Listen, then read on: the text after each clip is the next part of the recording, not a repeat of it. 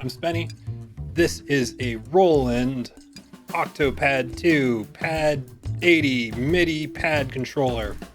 This is a MIDI controller that you hit with drumsticks. Came out sometime in the 80s. Editor Spenny will do some magic here. It doesn't make any sounds. We can take a quick look at the back. Yeah, there's a bunch of 1/4-inch jacks, but these are just to have additional kick pad or cymbals or whatnot, as well as some other foot switches to control the program. You got your MIDI here, pretty much all there is to it. Why do you even need such a thing like this? Back in the 80s, gated reverb drums were like a huge sound.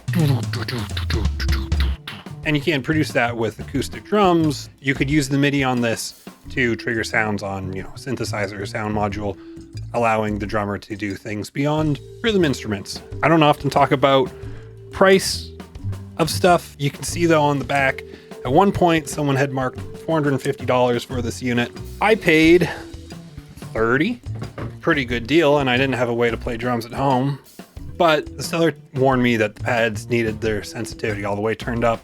When I tried it at home, top row was kind of okay. The bottom row wouldn't trigger about half the time I hit it. The way every electronic drum works is that it just has piezos in it. But after 30 to 40 years of getting smacked, the piezos wear out. So you have to crack it open and replace them. I mean, I've been putting it off for over a year, but finally got around to it. We'll jump into a montage to see it happen. Opening this bad boy up, a couple screws on the inside as well, and then we'll have to get the screws that hold the MIDI ports securely onto the board. There's a plastic sheet here and a little mounting post that just need a bit of a squeeze to loosen the board off it, and then disconnect these cables. There we go, board's out. Count up the piezos. I'll need to know how many to order. Here's how I store my screws in the meantime. As I pop these things off, I see they have this sticky foam pad that was adhering them to the surface. Got 9 more of those to look forward to. Measure these up so I know what size to order, and then we'll keep on popping these off. And looking forward to scraping off all this foam and sticky mess. Needed some chemical help to get that done, so these are the products I tried, and the best one was this auto-grade contact cleaner. You wouldn't normally want to use this stuff on electronics, but seeing as we're cleaning the chassis and not the electronic components themselves, should be fine. Soon enough, I have all 10 spots stripped of foam and goop. Here are my new piezos to stick on, and we'll do that with some double-sided heavy-duty mounting tape. Ready to go. And then one by one, I stick these in, desolder the old piezo, and solder in the new piezo. And fortunately, there was enough solder on the joint that I didn't have to add any new stuff. There's the old piezos ready to be reused in a musical experiment. A few of them weren't long enough and needed to be jumped to reach the board, but here it is, all done. Let's seal it up and test it out. It works.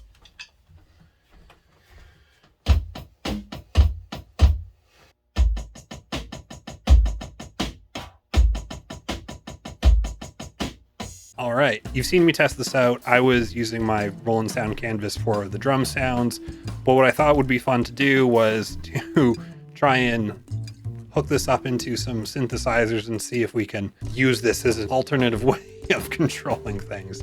So let's go do that.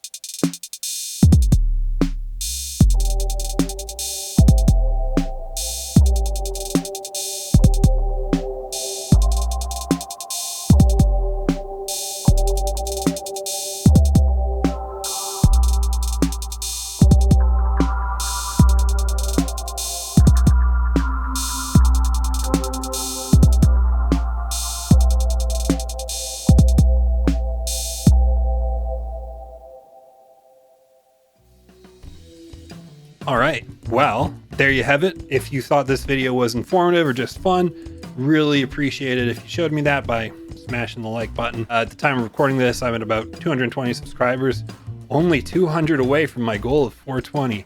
Help me get there if you haven't already. And otherwise, we'll see you in the next one.